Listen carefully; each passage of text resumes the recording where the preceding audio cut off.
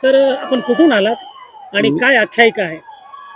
माझं गाव या नागबर्डी देवस्थान या देवस्थानापासून अगदी 2 किलोमीटरवर आहे.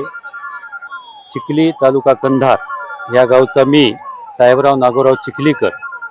अगदी लहानपणापासून आम्ही ह्या नागबर्डीच्या यात्रेला या ठिकाणी दरवर्षी येतो आणि ह्या परिसरामध्ये जे आपल्याला लिंबाची झाडं दिसतात त्याची आख्यायिका अशी आहे की या परिसरातला एकही झाड वर्षानुवर्ष कोणी तोडत नाही.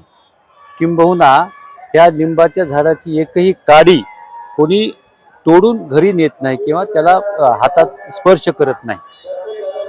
आणि ज्यांनी कोणी झाड तोडलं थोडंसं त्यांना वेगळे अनुभव आले.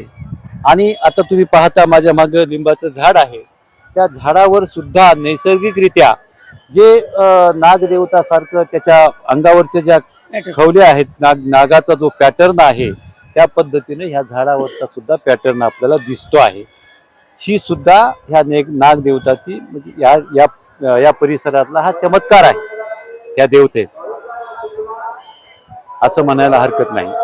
आणि या परिसरामध्ये पूर्ण तालुक्यातून नव्हे तर जिल्ह्यातून लाखो भाविक येतात. सकाळपासून संध्याकाळपर्यंत साधारणतः 1-1.5 लाख 3 लाखाच्या वर